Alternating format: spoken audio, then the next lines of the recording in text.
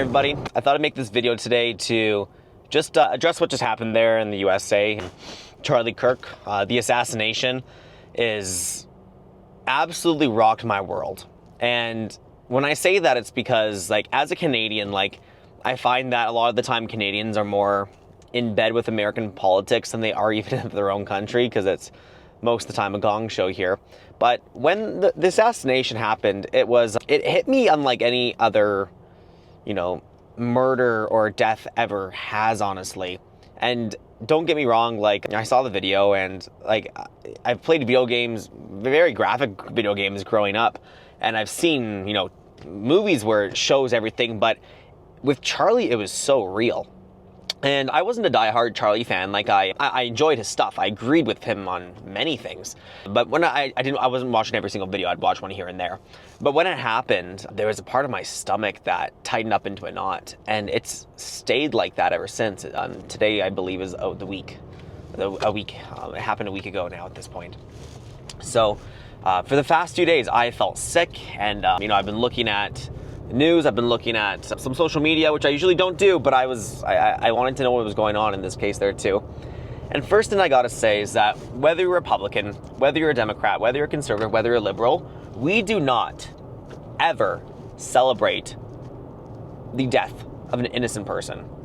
We do not celebrate someone getting assassinated for just speaking what they believe to those that were willing to listen. Charlie was not a political figure. He didn't have any rights to write bills or pass policies. He was a regular guy who is my age. I can't believe he's 31 because I'm 30. Who has 2 kids, which hits home with me because I have several young children myself. And like, when this happened, he was a regular guy speaking what he believes, not forcing his opinion down anyone's throat. If whoever wanted to be there could be there, and whoever didn't want to be there could leave. So for him to have what happened to him is a direct hit on what makes, honestly, North America great. Free speech, whether you like it or not, is foundational so that ideas can be the things that die, not people. Without, Charlie says that when we stop talking, that's when violence occurs. And there, he was literally there talking about Democrat liberal gun violence when he got shot, to really hit the point home. So I just want to say, like, on social media, I'm disgusted by people who are celebrating his death, who are encouraging the death of others, like President Trump, like Matt Walsh, Michael Knowles, Ben Shapiro, etc. too. Guys, it is okay if you don't agree with those people, but we do not wish them dead.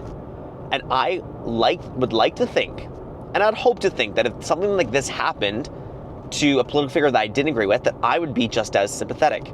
It didn't happen, obviously, so I don't know for sure. I can't say 100% certainty that yes, I wouldn't be at all happy that this happened to someone else, but like, we need, as a culture, to respect the dignity of life, whether you agree with the person or not. So, as a Canadian, I know there's a lot of Americans that watch this channel. We, and everyone here at the office, we are heartbroken.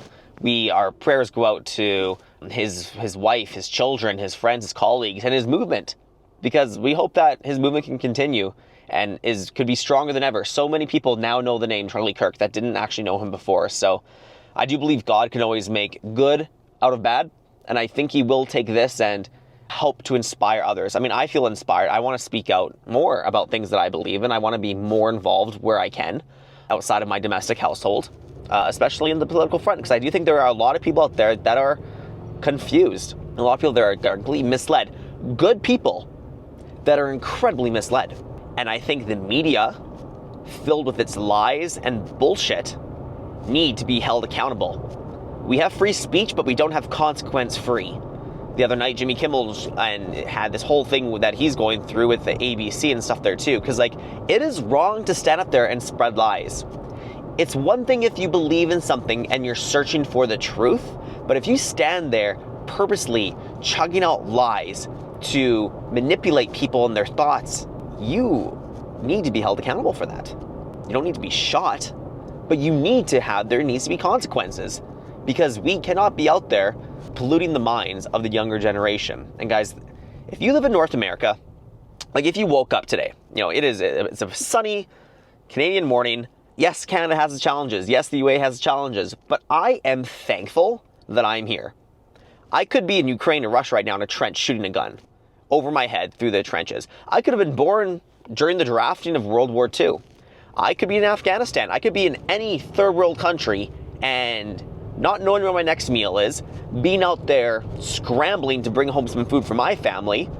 But no, I woke up in a comfortable bed. My baby was crying for like over an hour and a half last night. I'm tired today, don't get me wrong, but gosh, I am thankful for another day.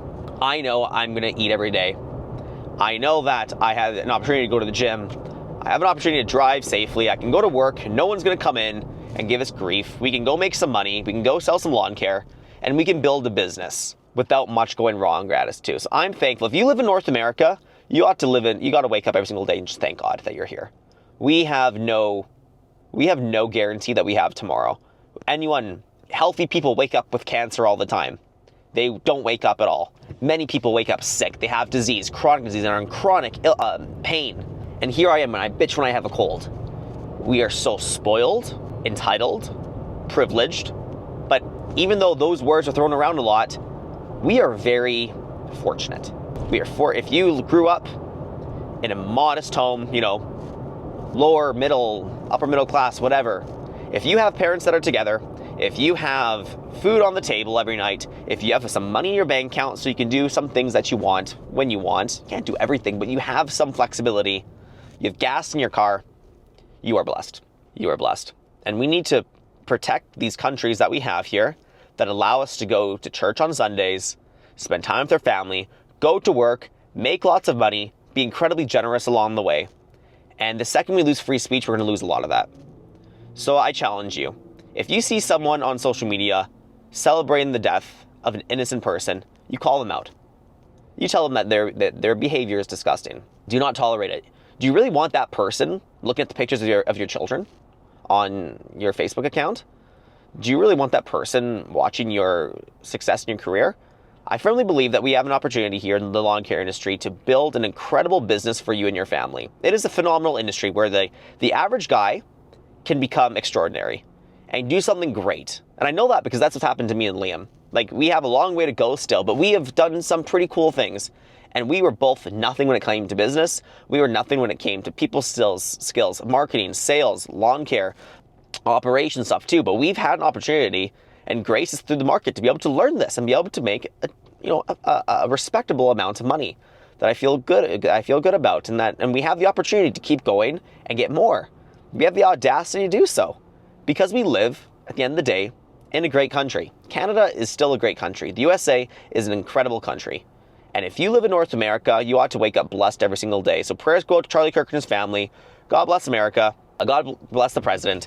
And I pray that we can find some peaceful resolutions. I pray that the Trump administration can really reflect on what happened here and take actionable steps that are going to be very productive.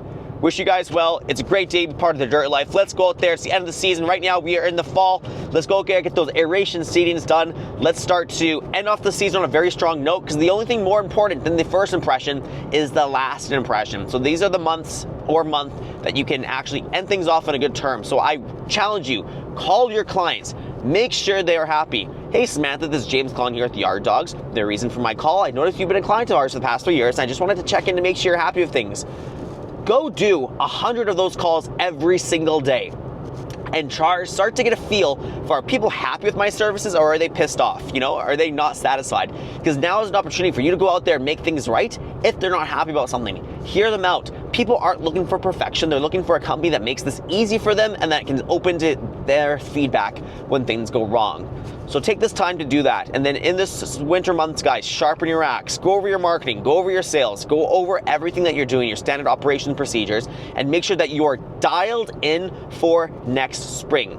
The blessing and the curse of lawn care is that you get a break in the winter, assuming you don't do snow, which eventually you should try to phase out if you can. But there's an opportunity to go over your numbers. There's an opportunity to go over your processes before the next season starts. You can start again next spring with a clean, fresh slate. So take that time this winter, guys. End off the fall strong. Have a great winter.